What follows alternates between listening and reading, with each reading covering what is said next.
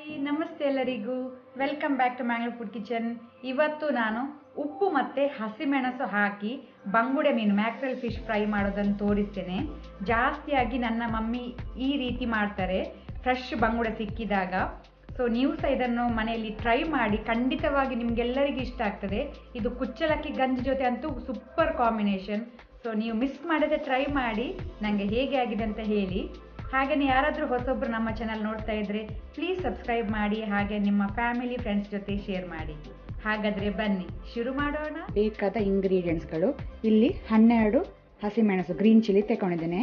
ನಿಮಗೆ ಖಾರ ಜಾಸ್ತಿ ಬೇಕಂದರೆ ಸ್ವಲ್ಪ ಜಾಸ್ತಿ ಯೂಸ್ ಮಾಡ್ಬೋದು. ಸಾಲ್ಟ್ ಉಪ್ಪು ರುಚಿಗೆ ತಕ್ಕಷ್ಟು.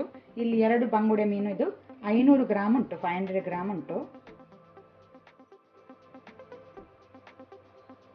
ಸೊ ಇದನ್ನು ನಾವೀಗ ಓಪನ್ ಮಾಡುವ. ಈ ರೀತಿ ಹೊಟ್ಟೆ ಹತ್ರ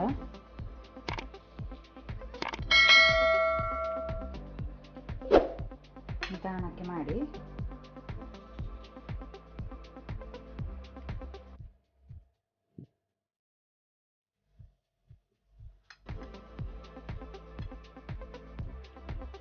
ಈ ರೀತಿ ಓಪನ್ ಮಾಡಿದರೆ ಸಾಕು.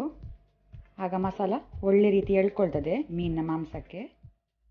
ಹಸಿಮೆಣಸು ಮತ್ತು ಸಾಲ್ಟ್ ಉಪ್ಪು ಇದೆರಡನ್ನು ಮಿಕ್ಸಿ ಜಾರಿಗೆ ಹಾಕಿ ನಾವು ಅದನ್ನು ರುಬ್ಬುವ. ಜಾಸ್ತಿ ನೀರು ಹಾಕ್ಕೊಂಡು ರುಬ್ಬಬೇಡಿ. ಬೇರೆ ಯಾವ ಮಸಾಲ ಸಹ ಇಲ್ಲಿ ನಾವು ಜಾಸ್ತಿ ಯೂಸ್ ಮಾಡ್ತಾ ಇಲ್ಲ, ಬರೀ ಹಸಿಮೆಣಸು ಮತ್ತು ಉಪ್ಪು. ಈಗ ಗ್ರೀನ್ ಚಿಲ್ಲಿ ಪೇಸ್ಟನ್ನು ಮೀನಿಗೆ ಹಚ್ಕೊಳ್ಳುವ. ಒಳ್ಳೆ ರೀತಿ ಇದನ್ನು ಮಸಾಲವನ್ನು ಸ್ಪ್ರೆಡ್ ಮಾಡಿ ಮೀನಿನ ಮಾಂಸದ ಒಳಗೆಲ್ಲ ಉಪ್ಪು ಮತ್ತು ಖಾರ ಒಳ್ಳೆ ರೀತಿ ಹಿಡೀಲಿ.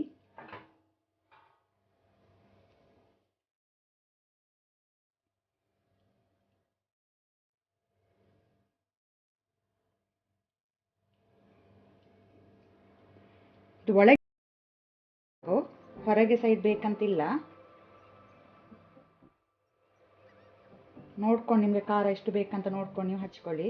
ಜಾಸ್ತಿ ಖಾರ ತಿನ್ನೋರಾದ್ರೆ ಜಾಸ್ತಿ ಮಸಾಲ ಹಾಕ್ಕೊಳ್ಳಿ.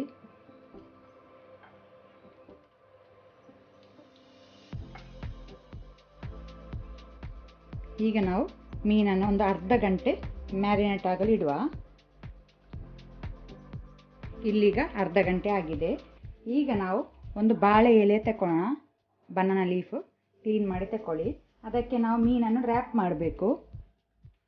ಮುಚ್ಚುವ, ಅದನ್ನು ಮೀನನ್ನು ಕವರ್ ಮಾಡುವ. ಈ ರೀತಿ ಸುತ್ತಬೇಕು. ನಾನಿಲ್ಲಿ ತವ ಬಿಸಿಗಿಟ್ಟಿದ್ದೇನೆ.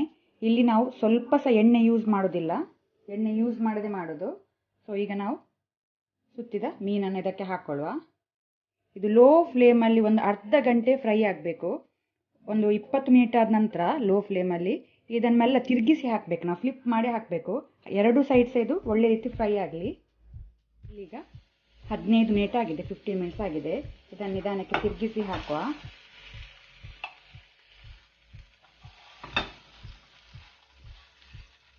ಒಂದೊಂದು ಸೈಡ್ ಸಹ ಫ್ರೈ ಆಗಲಿ ಲೋ ಫ್ಲೇಮಲ್ಲೇ. ಮೀನು 2 ಸೈಡ್ ಸಹ ಒಳ್ಳೆ ರೀತಿ ಫ್ರೈ ಆಗಿದೆ, ಸಾಕು. ಗ್ಯಾಸ್ ಆಫ್ ಮಾಡುವ. ಸ್ವಲ್ಪ ತಣ್ಣಾದ ನಂತರ ನಾನು ಇದರ ಎಲೆ ತೆಗೆದು ತೋರಿಸ್ತೇನೆ.